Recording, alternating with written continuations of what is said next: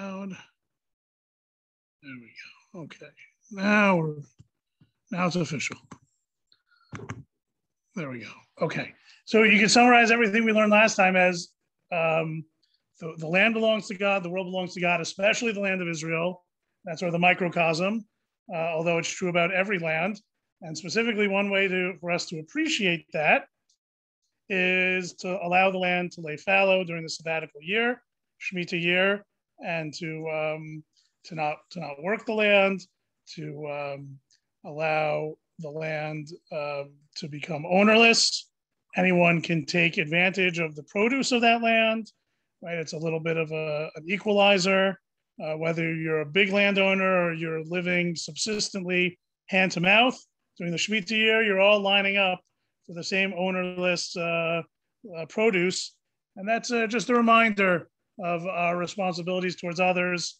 Right? There was a Ben Adam L'Chaveiro element, or interpersonal obligation that comes along with Shemitah to remind us of our obligations towards others, and a reminder of our relationship with God, that God owns the universe, the world, and we're just all sort of passing through, and we're all sort of leasers of that land. We're not owners of that land. So keeping that in mind, I'm looking at the wrong source sheet. I apologize. Uh-oh. I uploaded the wrong, hold on one second. I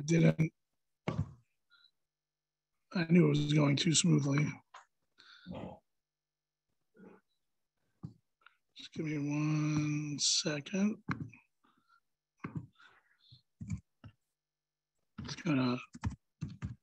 I'll get it. Hey, David. So we just briefly reviewed. I thought I had all the tech right, and then I forgot something. I uploaded the wrong source sheet.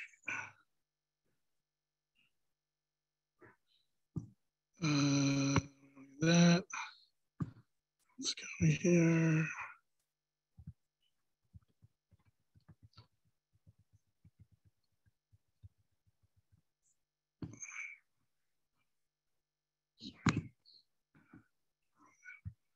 Here.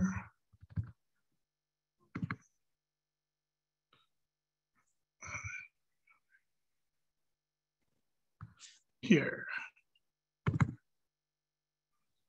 Ah.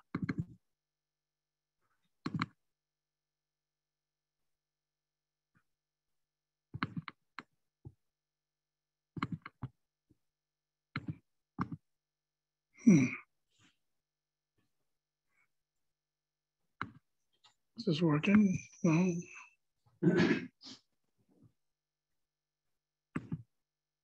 I'll try one more time.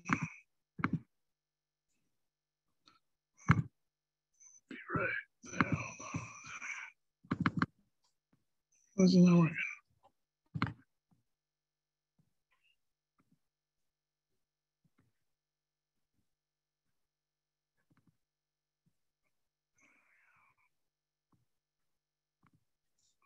Let's see if this will work. Here we go. Here.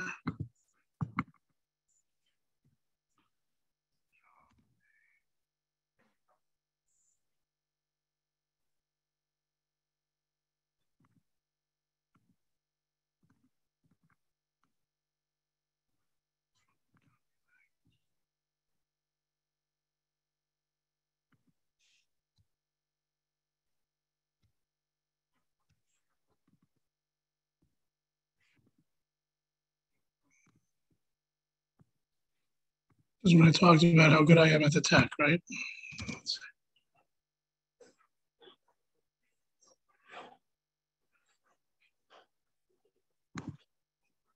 This is not working. Thanks, Frankie. Copy link. Control C. Let's just open this. Control. Oh. No. Okay. Thank you. Okay, now we're going to try one more time. Does everyone, Ruby, do you see that source sheet now? It says Shemitah today. Okay, great. We should be. I was trying to say yes, but I was muted. There you go. Thank you. Thank you for muting yourself, and thank you for responding. Okay. So we are, okay, slight technical. No, come on in. Go on in. We're doing it both ways.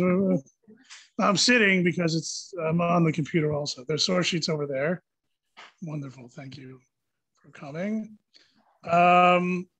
So today's class is more the practical elements of Shemitah, primarily from an Israel-based focus, although some of this plays out as it relates to produce that is imported from Israel during the Shemitah year. As I noted, right now, there's very little, in the middle of Cheshvan, Shemitah year begins with Tishrei. So there's not a whole lot of produce. There are some vegetables that are already, may have been grown in the Shemitah, may have been planted and harvested in the Shemitah year, but it's over the next months, weeks and months that different, especially fruit, gets to its harvest time, and then it gets harvested, and that's fruit that is grown during Shemitah and been harvested in Shemitah. And how do you handle that? So the point of departure really is to look at whether Shemitah today is a Torah obligation, midioraita, or it's a rabbinic obligation, midrabanan. Now, why, if it's in the Torah, how could it possibly be an only a rabbinic or less than Torah obligation, right? If it's written in the Torah, it should be a Torah obligation. Well, the part one of this has to do with the fact that what is the status on a halachic level of the sanctity of the land of Israel subsequent to the destruction of the temple? Kedushat Eretz Yisrael, right? And perhaps one might suggest that the status of Shemitah, as it's described in the Bible, is when the land of Israel is identified as having the sanctity of the Holy Land, as sanctified through a couple of different processes. The earliest process, the earliest is when Avraham walks the land, right? That identifies the borders. But there is no nation of Israel at that point. Abraham is the patriarch, right? The ancestor of the Jewish people. And then really the Jewish people, right? You don't get to the Jewish people until the 12 tribes, the 12 sons of Jacob, and they end up in Egypt, right? So it's not until after that entire Egyptian slavery. It's not until after the Exodus from Egypt. And there's 40 years of touring, right? Because no one would ask for directions, right? So you have all this time in the midbar, in the wilderness. Finally, after the great leader Moses dies, we have Yoshua. And Yoshua is the one that enters the land and conquers the land, and thereby sanctifies the land through that conquering. But we'll see in the Talmud and Chagiga when we read it through, I'm sort of staying it outside so that when we read it inside, we'll have a better idea of what's going on. That sanctity of the land that was realized during the times of Joshua is nullified with the Babylonian exile to some degree. That's what the Talmud says. That being the case, but we know that the Jews returned to the land, right? There's a 70 years of Babylonian exile, and you have the Purim story, right? And then soon after that, they start coming back with Ezra, right? Lots of Jews don't go back. Some, even though they could, sound familiar. Some Jews do go back, right? And then the Talmud talks about how in the times of Ezra, there's a new sanctity that's created in the land as a result of the Jewish return to the land. And so there's questions: are those? Is it a mirror image? Is it exactly the same sanctity from the times of Ezra as it was in the times of Joshua, or not? Has something been lost? So for instance, we'll see, let's look at the Talmud and Chagiga inside. This is the tradition that I received from Yochanan ben Zakkai, who heard it from his teachers, and his teacher from his teacher. It is halacha transmitted to Moses from Sinai, right? It's a particular issue we're talking about here, namely that Ammon and Moab, right? We learn about it in the book of Bamidbar and Devarim. It's on the border of Israel.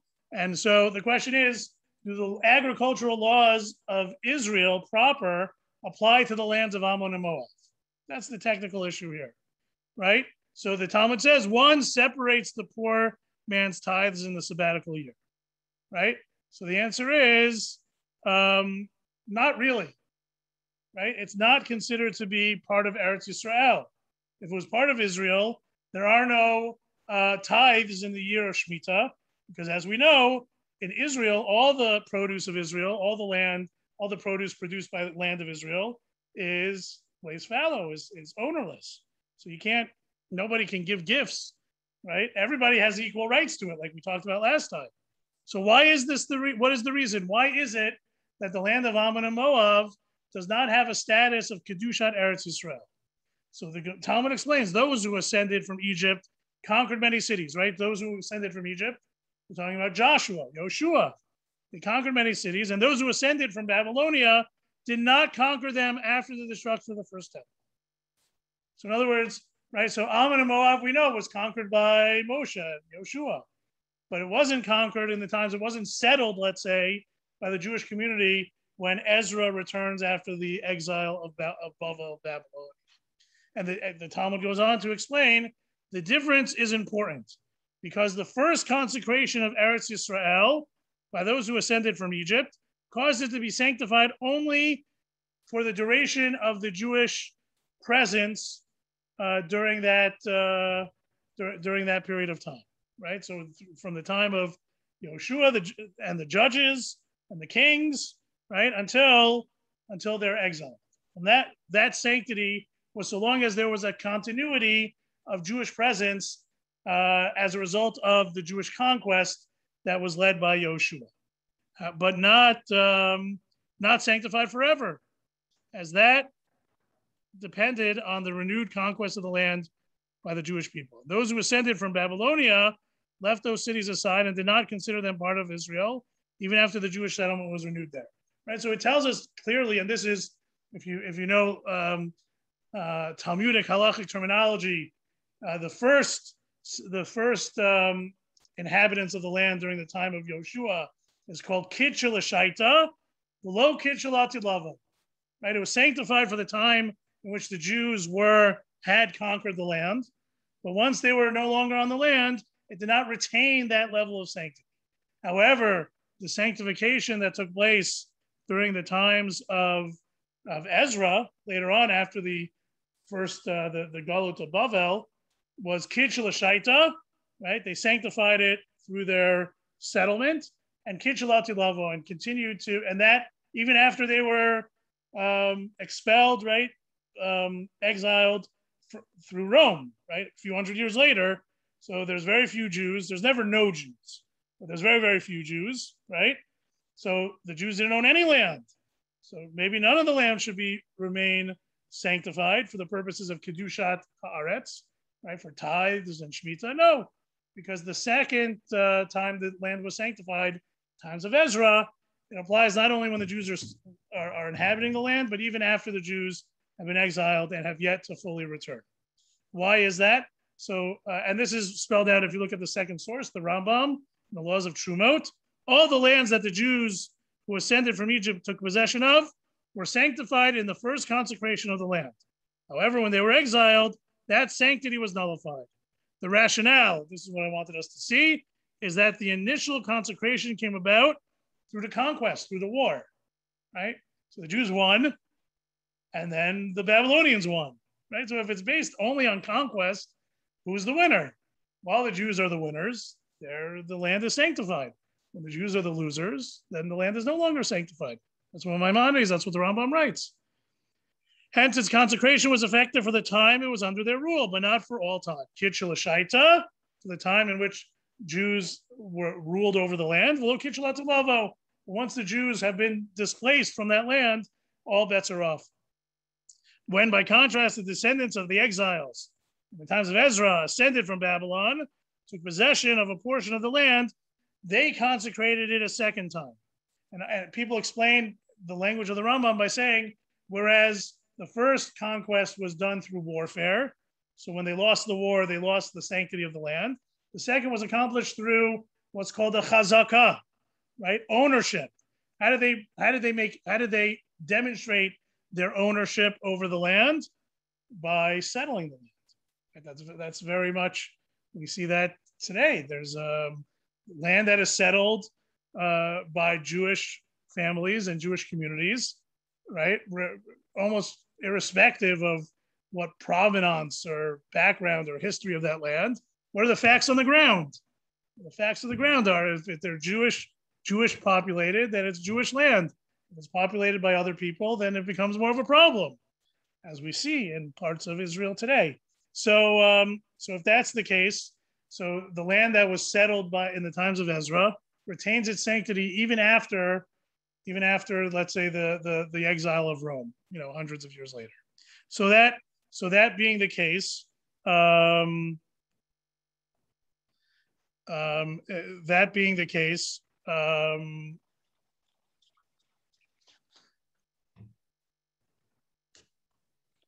so we have sanctity of the land. So if the sanctity of the land, at least in the areas, right, and it's interesting to overlay a map of greater Israel during the times of Joshua compared to the Jewish settlement of Israel during the times of Ezra, compared to the Jewish settlement during the late 19th century, early 20th century, right? It's an interesting geographic study.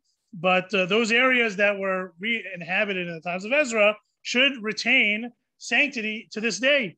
And therefore, even if there's a question about those areas that were conquered during the times of Joshua that ultimately didn't have Jewish settlement on it.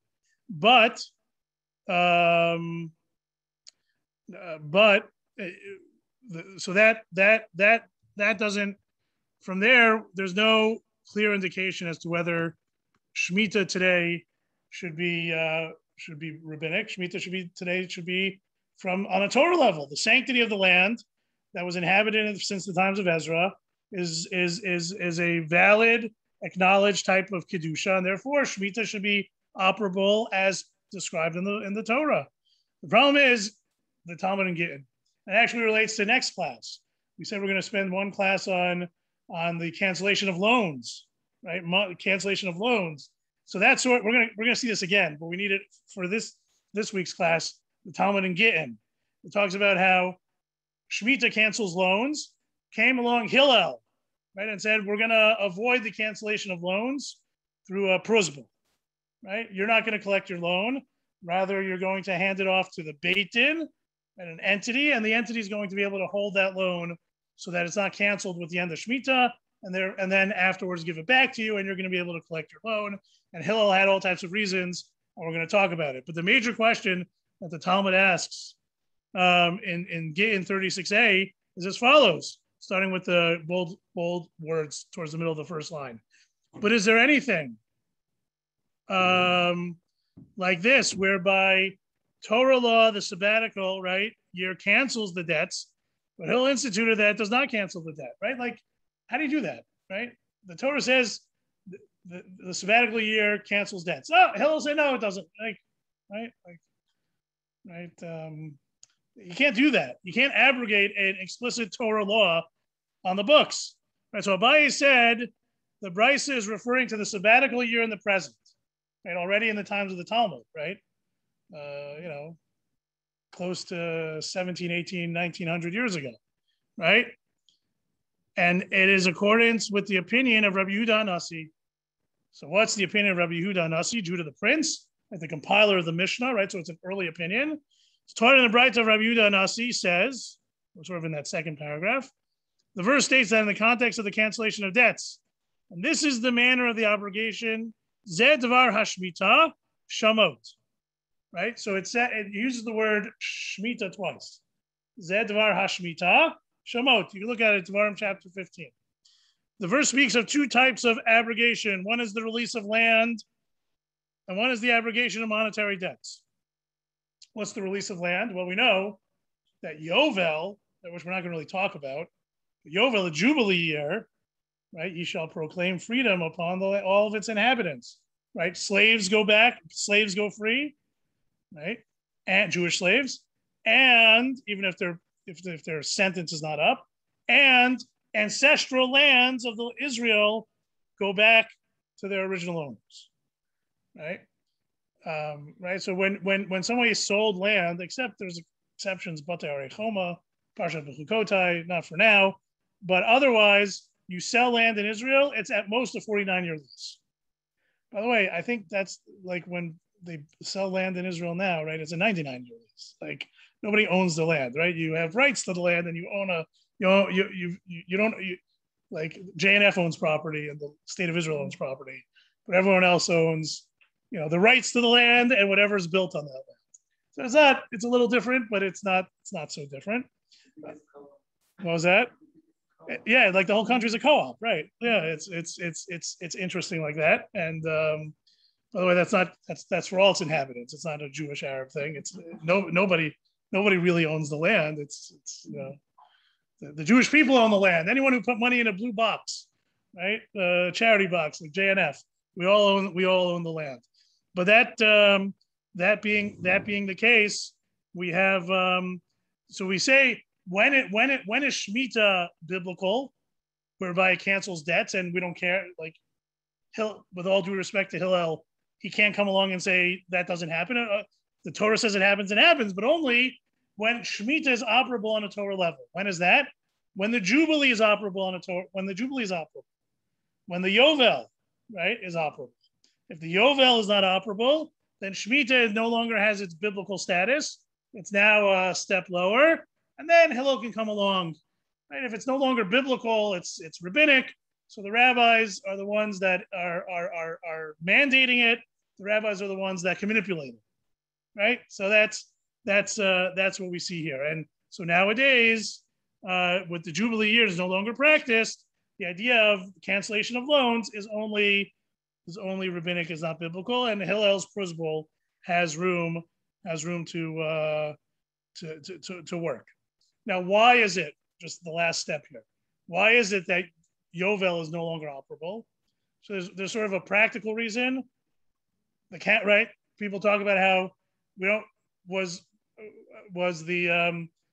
did we lose track of the Yovel? Meaning because you count every 7 years, and then you have to count 7 sevens, and then you get to the Yovel. So it's very possible that we lost track of which 7 we're up to, possibly because there's stretches of time when there were no Jews, as I mentioned last time, in agriculture in Israel, and even when there were Jewish farmers from our tradition, it seems that Shemitah was not very widely kept. It's probably more widely kept today than it was ever widely kept in the history of the Jewish people. Right? It's an interest. That's the miracle of the modern state of Israel. Isn't there parts of Israel today that they don't do Shemitah because it's out of the... So right. So there are questions about boundaries. There are questions about boundaries, specifically in the Golan and Eilat and some of the far-reaching areas, whether they don't do it at all or there's a question about it. Yes, that does play a role. And that ties into the first part about which parts were sanctified from which point in time. We don't really have a halachic construct that everything that is the modern state of Israel would necessarily have the status of Kedushat Eretz Yisrael.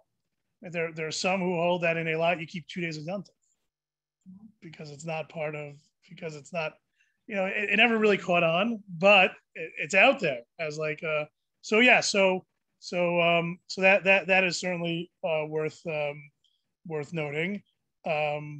But so one question is, which Shemitah in the Yovel cycle are we up to? Another question that came up, by the way, and this plays a role in terms of, are we correct in terms of the count of our counting of Shemitahs? What was Yovel? Was Yovel year 1 of a Shemitah cycle, or was Yovel a blank? And right? And if it's a blank and we've lost track of that calendar, so we're off, right? So then right, then there's a real question, right? Right, because Yovel's 50, and then Shemitah year is year one after, right? So it's a zero, it's a blank. So if we've lost track, we've lost track. So that's a high, that's enough. We're not going to get into that, all the calculations. It's, those who like that kind of stuff, there's tons of stuff to talk about the calendar and the calculations and the history. But suffice it to say, that's another reason to suggest that Shemitah today is not a Torah level Shemitah, because the count may or may not be exact with the precise continuity. But why else is Yovel not? Forget about the count. Why else is Yovel not on a Torah obligated today? So pretty much the last English source we have on the source sheet, and the rest of the class is going to be not inside, but just talking about it. From the time that the tribe of Reuben and the tribe of Gad and half of Manasseh were exiled, remember that they were the first. They took land on the eastern side of the Jordan, and they're the first to be exiled in the times of Bavel. The counting of the Jubilee was nullified based on a pasuk that says that only when all of the inhabitants, in other words, all Jews are in the land of Israel. And what we'll see is it's not only enough for all Jews to live in Israel, because there's a question. Maybe it means when we talk about all Jews in Israel, maybe it means most of the Jews in Israel. And for all of history, for the last 2,000 years, they were the same, right? Yeah, most of the Jews in Israel, that's a far-fetched dream. That'll never happen. It might as well be all Jews. But we're almost at the point, right? If you do the demographics, we're almost at the point when a majority of the Jewish people live in Israel. Does that change anything? So there's a question about that.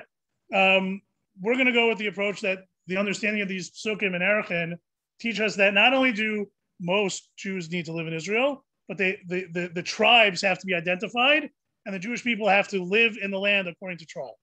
And that we don't know, right? Like most of the Jews may live in Israel, maybe now, maybe in 20 years, whatever that calculation is, but we don't know who's from the tribe of Zebulun, and we don't know who's, right? We think we know people from the tribe of Levi, we hope, right? But the rest of the tribes, we don't know. And there's a bunch of tribes that were lost, right? Yeah, there's people called Bnei Ephraim and Bnei Manasseh from India. Maybe yes, maybe no, but we're not at that point that we can identify the tribes. We think that that's in the times of Mashiach. Still lots of time for that to happen. So therefore, the Jubilee is not a Torah level obligation. If the Jubilee is not a Torah level obligation any more than Shemitah is not capped, neither the cancellation of debts nor the agricultural obligations and prohibitions are not a Torah level prohibition or mandate, because the Yovel is not on that level. So what are the problems of buying Shemitah? What are the problems of buying and dealing with Shemitah produce? So number one, we said last time that the produce of Shemitah year is meant to be ownerless, hefker, right? And what if the owners of the field don't make the produce hefker, right? What if they don't open their gates?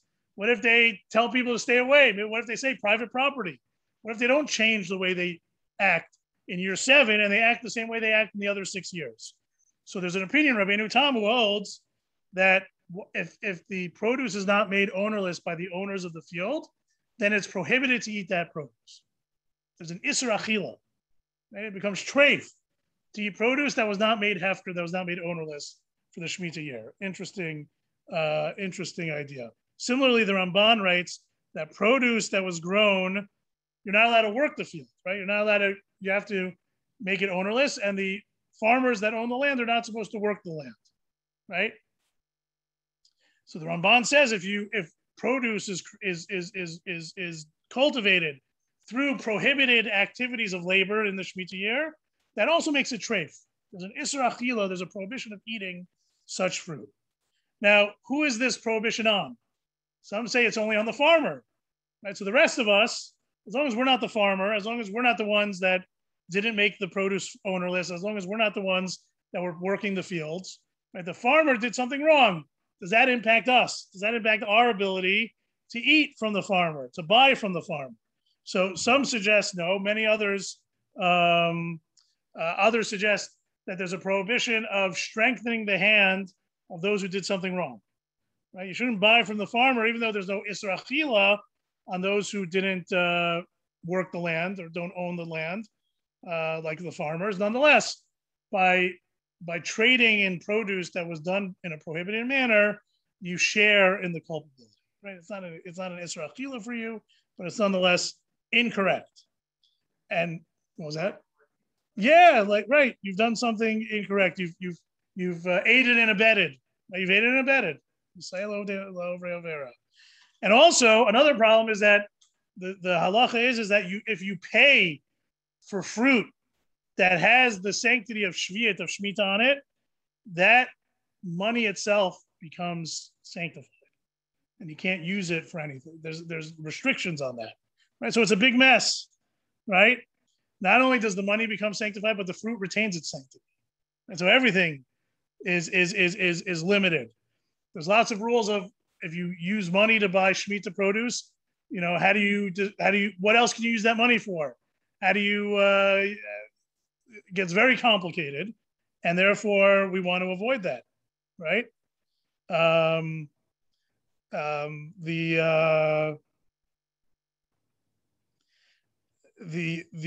on the flip side, right? So if we're gonna say that the farmers can't work the land and that we're not going to buy from them, right? So maybe we can first of all, what are we going to eat if we're living in Israel? How are the farmers going to survive? Right? It becomes a problem, right? So it's not right. It's easy to say, oh, just be from, just keep Shemitah. The way it sounds like you're supposed to do it in the Bible, okay? But how are you gonna navigate the challenges? Now, again, the Torah says if you don't ask those questions, God's gonna provide in the 6th year enough for the 7th and the 8th, right?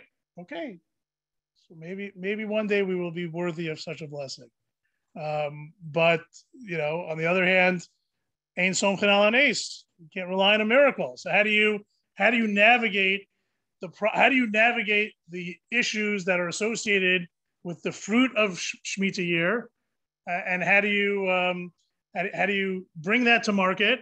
How do you allow the people of Israel, the citizens of Israel, to eat produce in Israel? Now again, if this was just a few hundred or a few thousand people, they would throw open their fields, and they'd be taught how to pick fruit so you don't damage the trees, and you do it that way. That's not practical in large scale, millions of people. So how do you navigate this? How do you avoid the problems, the prohibitions, and the problems that are associated with the sanctity of the fruit that exists during the Shemitah year?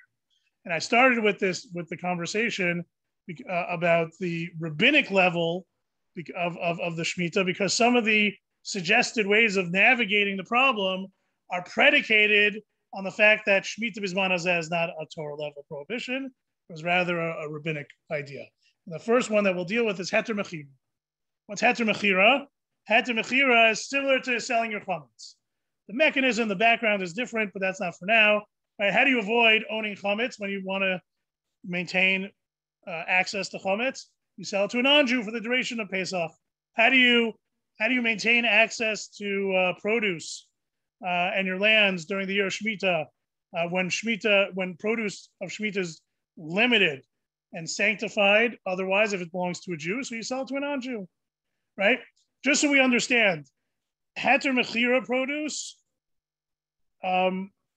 is predicated on a couple of assumptions. Number one is that non-Jewish land in Eretz Yisrael does not have the sanctity of Shemitah, right? And that's a big question, right? Is that true? Does it matter who technically owns it right now, or do we say no? The borders of the land are sanctified. So Heter Mechira only works if you say that you can uproot the sanctity of the Shemitah of the land by selling it to a non-Jew, right? And therefore the land is sold to a non-Jew and is worked by Jews and non-Jews. But it's okay because it's non-Jewish land. And the fruit no longer has Kedushat Shviyat. Right? It no longer has, right? So when we get into how do you properly dispose of fruit that was grown in Shemitah, right? There's all these things that you have to be careful about. Well, if you utilize the workaround of Heter Mechira, you don't have to worry about it because it's there's no sanctity of Shemitah on this fruit. It's like fruit that was grown outside of the land of Israel or that was grown in Israel in a different year, right? There's no sanctity to it. So So that is one way to circumvent the restrictions and the challenges of Shemitah produce. And again, it's based on, number one, the assumption that if a non-Jew owns the land, it's no longer sanctified. And number two, that Shemitah, the sabbatical year nowadays, is not a Torah level mandate requirement, but only a rabbinic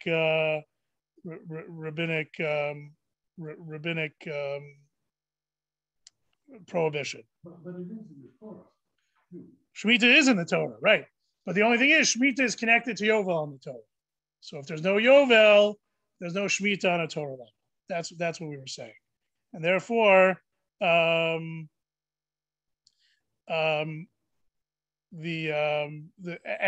whatever you say about the ability of a non-Jew to purchase land in Israel, coupled with the fact that Shemitah nowadays is rabbinic, may be enough to allow the Heter Mechira to work. Now, there's a lot of questions on this. Number one, can you sell land effectively to a non-Jew in the land of Israel? Number two, are you allowed to do so? There's a pasuk in the Torah, lo techanem. You're not allowed to unnecessarily give gifts, right? You're not allowed to be, what's it called, when you're too appreciative of something, right? You fall head over heels. You keep thanking them. You suck up to them, right?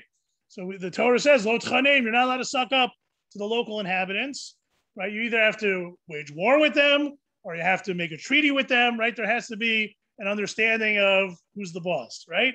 So along those lines, there may be a prohibition of selling land to non-Jews in the land of Israel, and maybe such a sale is null and void because of the prohibition of lo tchanem. And even if forget about sort of the ancient problem, the modern day problem. If I sell my house, I don't have a contract, and I don't register it with property appraisers, right? I don't change the deed.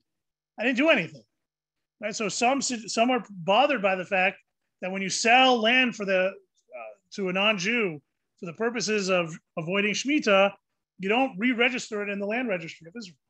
So it's a fake sale. It doesn't count.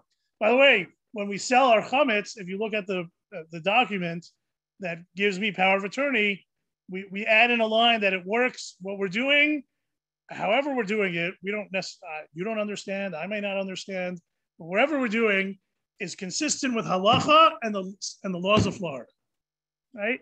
And that when it comes to movable property, you can do that. If I want to sell my chair, right, I can do that.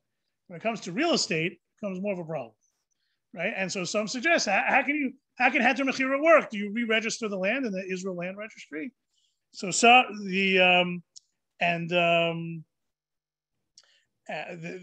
Interestingly enough, in 1979, the Knesset passed a law that said that addressed this very issue and said that the chief rabbinate is authorized to purchase and sell land for the purposes of Shemitah without registering it in the land authority. Right? So it's when you're a Jewish government or Jewish influence government, you can make laws that obviate some of the questions that you have about these types of seemingly fake sales. No, it's a real sale. The state of Israel recognizes it. They passed a law to show it. But what you're saying then is that the sale works, because only if the sale works does it remove the sanctity of Shemitah and allow you to deal with it like normal fruit. It says in the Tziv, better to eat fruit from the Shemitah year in a forbidden way than to violate the law of selling land in Israel to non-Jews, right? Like, pick your poison. If it works, yeah, you've just avoided violating Shemitah, but you've just violated the commandment against selling land in Israel. And the Tziv says that's more of a problem. However, others say, wait a second. Again, we don't always change laws based on our understanding of them. But in this case, let's take a step back and ask ourselves, why is it prohibited to sell land in Israel?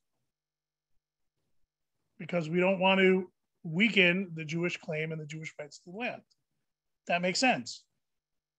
But when we do it for the purposes of Shemitah or Heter Mechira, it's in order so that the land that the Jewish land claim and the Jewish presence and the Jewish reach within the land is strengthened, so that the land can be worked during the 7th year, so that we don't have to rely on imports. Right? There's lots of reasons, lots of nation building and strengthening reasons why we would want to get it done. So from the Tam HaMitzvah perspective, right, if the reason is so that you don't weaken the Jewish claim to the land, well, when you use Heter Mechira, when you utilize Heter Mechira, you're using it in order to strengthen the Jewish presence and claim to the land, and maybe that's reason enough. To allow it. Others say maybe you're not allowed to sell land to a non-Jew in Israel, but this is for a limited time, right? This is a limited time frame. It's only for a year. It's not forever. They work the land. They own the land for this purpose, right? For these purposes, they own the land. And since they own the land, Jews can even work the land, because Jews can work non-Jews' land in Israel, and that's perfectly fine. So that's what they'll do. That's a mechira. You write up a contract, right? Muhammad buys Shmuli's field for the year. Now Muhammad owns the field, and Shmuli works the field. And Shmuli, it's his field, so he knows what he needs to do, and he works it. And he works it in a normal way, right? There are no restrictions on any of the things that we normally think about for Shemitah, about planting or fertilizing or plowing, all those things that are restricted. We're saying that it doesn't apply to land that's not sanctified if it's owned by a non-Jew, right? From a workaround, it seems to work, and already for well over 100 years, closing in on 130 years or so, Heter Mechira has existed.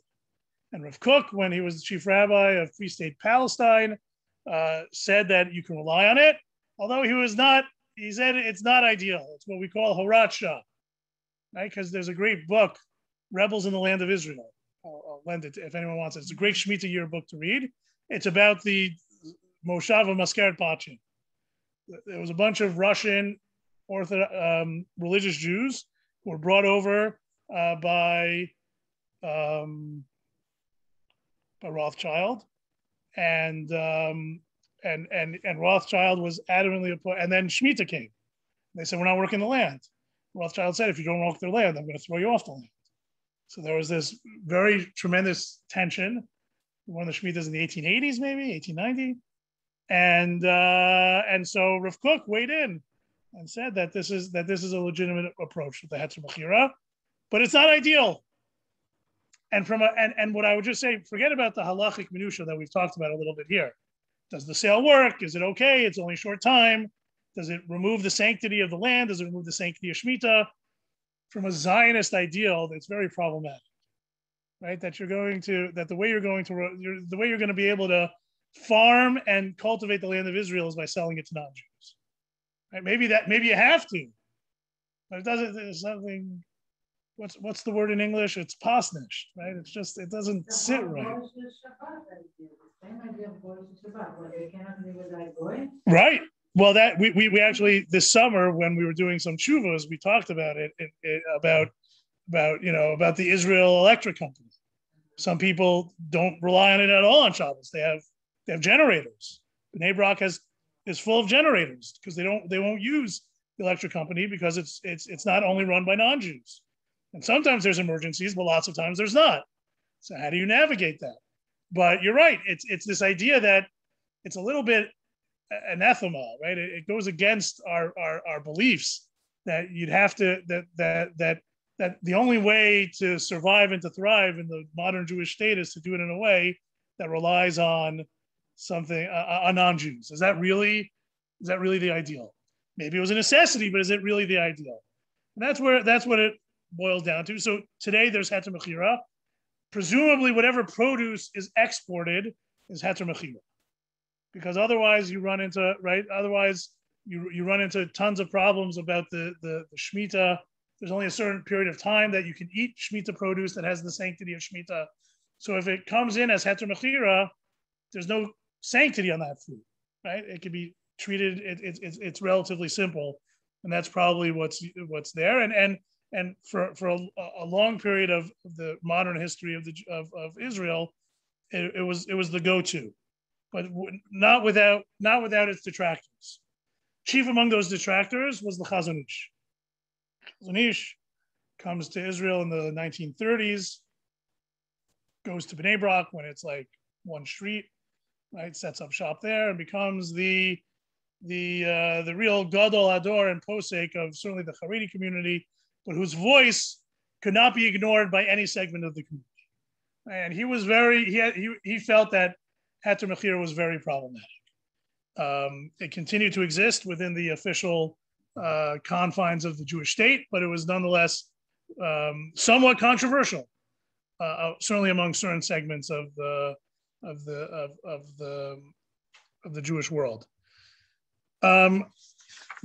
Another possibility that's related to heter mechira is what's called gedulei nachri. Gedulei nachri is, let's say, non-Jews own land all the time, right? There's Arab farmers that work land, for hundreds of years. So they sell their produce. They sell their produce every year. They sell their produce in Shemitah year too. Does their produce have any sanctity of the land? Right. So it's a similar question. Land that's being cultivated now, that's under the ownership of non-Jews, does it have any sanctity to it?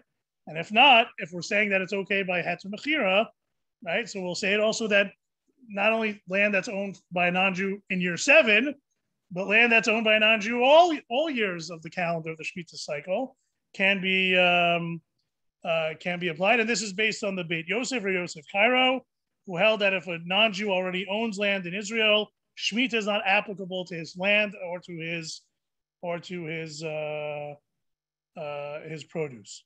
The Chazon Ish disagreed with this, and in Bnei Brak, they treat Gedulei Nachri with Kedushat Shvius as well. In other words, there too, they take the more stringent approach, and they consider it to have all the restrictions of Shemitah year. So which brings, and there too, right? So in the Shemitah year, there are some elements of the community that bring in more produce from probably this year the UAE, and from Gaza, and from Jordan, right? Which, there's no problem with Shemitah. Yeah, but you're aiding a terrorist entity. Like there's some serious, forget about Zionist problems. There's some serious, right? Like there's some serious questions about where does that money go, and is that the best way to deal with a real halachic problem issue, but that has other ways of navigating, right? So it's a fascinating intersection of halacha and policy, sociology, history, agriculture. Although that part I don't really know so much about. Right? That's why I find Shemitah so interesting. The last option that we're going to talk about, and then we're just going to end with a corollary to this, is what's called Otzer Beitin. And so we talked about heter mechira, predicated on the idea that Shemitah today is a rabbinic obligation found in the Torah, but only biblically obligated when Yovel is relevant. Nowadays, it's only a rabbinic obligation. Therefore, heter mechira comes into play. We talked about Yavul or Gavul Nachri, that produce that's owned that's produced on land that's owned by non-Jews all the time, right? That's another option. What was that? Church land, right? Right. And then lastly, we have Otzer Beitin, and it's based on the last source on the source sheet in Hebrew, and it tells us that originally, I'll translate as I go along. It's relatively brief. Bari Shona, originally back in the day, right? This is the Tosefta speaking. Hayushluche Beitin Yoshvin al Pitcha Hayarot. There would be, the Shemitah year would have representatives of the Beitin that would be sitting in the streets. Komi Shemevi Perot. So the farmers would bring their produce. Notlin Otan Mamon Mimenu Venotin Lo Mehan Mazon Shalosh Suda.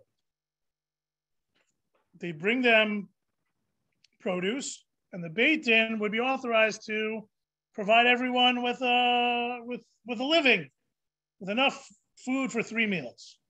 Because you're only farming apricots. You're not going to eat apricots for 3 meals a day, right? And you can't sell it, right? So Beit Din would step in and help navigate this issue. Why is this helpful? And then whatever extra fruit there was would go to this otsar, to this collection that was overseen by the Beit Din. So what it's predicated on the idea that, going back to last class, right? What's a purpose of Shemitah? You're not the boss, right? That applies to the owner of the field. That doesn't apply to an entity that's working on behalf of the community. It doesn't apply to a Beit Din, an organization, right?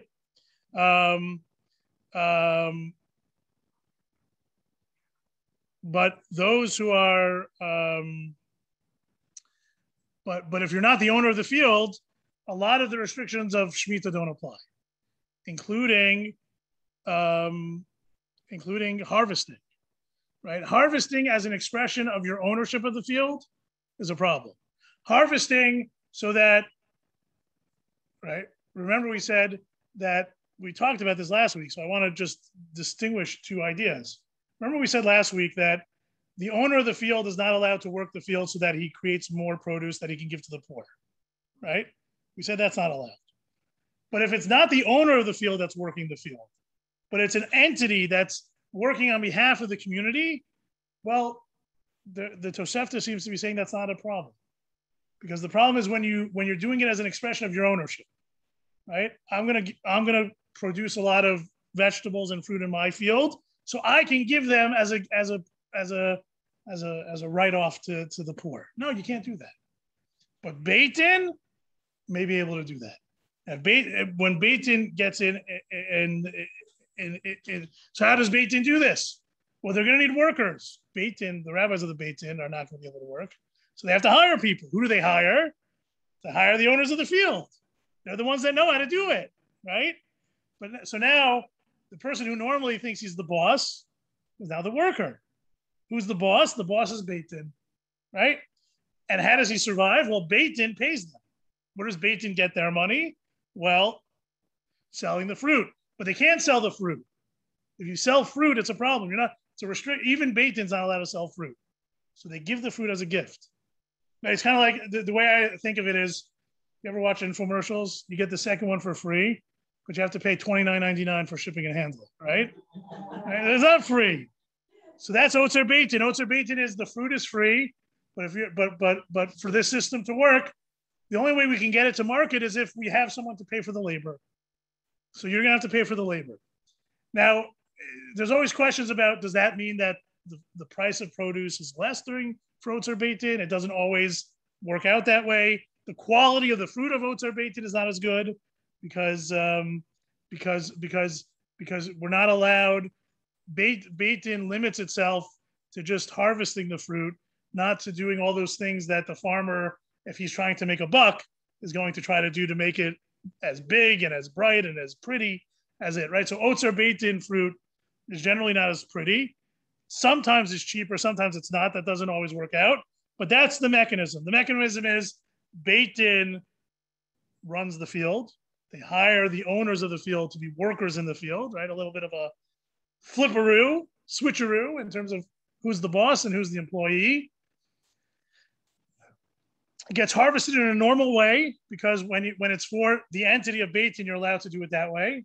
Only when it's the owner, he's restricted in the types of activities he's allowed to do during Shemitah. And it's sold. It's sold and it's given as a gift with money collected just for the costs involved in the labor. You're not allowed to pay for the fruit. You can only pay for the labor that's associated with it. That fruit has Kedusha. Very good. That fruit has Kedusha. That fruit has the sanctity of the year of Shemitah, right? Because it's produce that's grown in land that's owned by Jews, that's worked by Beit Din. It's worked in a way similar to the other years, but in a permissible way because it's not the owners of the field doing it. It's the owners / employees working for working for the Beit Din. So we get donations, is that it? What was that? They're not selling the food, they're giving it away to get. Well, no, you have to pay for the labor. You pay for the labor. It's like what they say you're paying for electricity. Because they say teachers aren't supposed to get. Right, you get paid for what you could have been doing during that time. Slightly different, but it's a similar idea, right? But what does it mean? You have to completely eat them. That's the last point. So any fruit that has kedushat shviyat, and by the way, this could be either through this system of Otzer Beit Din, which also existed in the times of Rav Kook since 1910. Just two other points before we talk about what you do with fruit that has kedushat shviyat. Number one, this is an approach that doesn't rely on selling land to non-Jews. That's a benefit. It doesn't rely on getting produce from Gaza and Turkey and Saudi Arabia. It's also a benefit. And it's also a mechanism that will work when Shemitah is D'oraita. Right? Even when Mashiach comes, there will be a need for some of the farmers to be working the land, because otherwise, right, you can't be subsistent on exports alone. You're going to need some of this in an organized state with 10 million people. You're not going to be able to just throw open the gates of every field and people are just going to go in. That's a disaster. So there's always going to be this need, and that this need can be legitimately addressed through Otzer Beit Din, right? Even when we know which tribes you're from, right? And everyone's in their inheritance, and Yovel's back, and Shemitah's D'oraita, you can have Otzer Beit Din. So that's the benefit, and also it allows people in Israel. Otzer Beit Din fruit can't be exported, right? So there should not be exported produce. You sometimes find Otzer Beit Din wine. We could talk about that at a different time, but it allows those in Israel to eat holy food. What else do you eat that has the status of kedushat haaretz, right? There was a time when there was karbanot, and there was a time when there was truma that we would eat, that kohanim would eat, etc. But so it allows us to eat the produce of the land in a sanctified state, right? In the Shemitah year, we just have to be there. So I think that's one of the major misnomers that I wanted to address.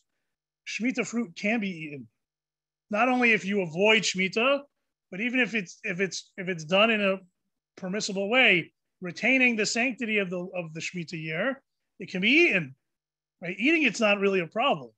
Right. And the other way it would happen is if you knew someone that had a garden, you could go to their garden, right? Because they're not the owner, and you could pick something off the tree and you can eat it. There's nothing wrong with Shemitah fruit. Right? The problem is, how do you get it to market, and how do you do it in an organized way, and how do you do it in a way that's not violating the prohibitions that we talked about? By the way, the other way to do it, we're running out of time. The other way to do it is produce grown in Israel that's not grown in the ground. So what is that?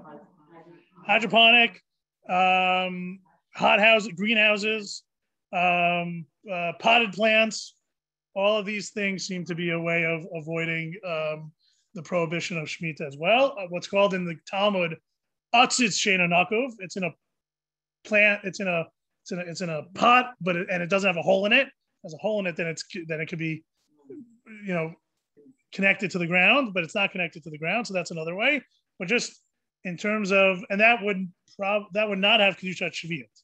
So just to end, if you're eating Shemitah fruit like halavai, I am looking forward to, if I can make it to Israel this year, and I hope to, that I'll get to Israel and I'll find Shemitah fruit that I'll be able to eat. Right? I would prefer to eat Otzer Beit Din fruit, because then I'm eating fruit that has the sanctity of Shemitah in it. Right? If I eat Hater Mechira fruit, it's a workaround, so it's not Shemitah fruit, right? But if I eat Otzer Beit Din fruit, it has the sanctity of the Shemitah year, and I just have to be, so I can eat it, I can enjoy it, I will, especially if I'm there, but I just have to be a little bit careful, because it has some sanctity, about how I discard the leftovers. Right? That's the point. That's the one thing you have to worry about. How do you discard the leftovers? So it's not that complicated. In most places, most restaurants, most homes that are concerned about these things, they have a separate canister that they use for Shemitah compost. And all you have to do is you put it in the Shemitah compost, you let it compost for 1 or 2 days, and once it's no longer edible, you can throw it out in the garbage. That's it, right? Once it's no longer edible, it loses its sanctified status. You can throw it out. Chaim Kanievsky even said you can take it one more step. You know what we say about tzitzis, right? You respectfully discard, right? You ever heard that? Well, how do you respectfully discard? You wrap it up and then you put it in the sort of Chaim, like what? Right? Similar idea. By the way, that's true about lulav and esrog, if you want to get rid of that, right? Those types of things that had a mitzvah object, but is not being used for that now. So Chaim Kanievsky said it would be legitimate just to wrap that up separately and put it in the garbage, and it would ultimately it'll rot, and that's okay too. So either one, it's not so complicated. It's not so onerous. And in this way, we maintain Shemitah, right? We maintain the Kedusha of Shemitah. We enjoy the Perot of Shemitah. We enjoy the fruit, and we do it in a way that acknowledges and preserves the sanctity of the fruit. And so we should all be zocha to be able to eat Perot Shemitah in Israel and enjoy it and do it in a way that we internalize the messages just as we internalize the sanctity of that fruit. Thank you for coming. I'll take any questions from the Zoom or from live. You can unmute yourself or type it in the chat, but otherwise have a good evening. Sorry for the technical difficulties at the beginning. It's a short sign that when you say I have it all worked out, that you don't have it worked out. But we figured it out. All right, thank you very much. Have a good night. Let me sign off with them. And thank you, Rabbi. You're welcome. You're welcome. Take care.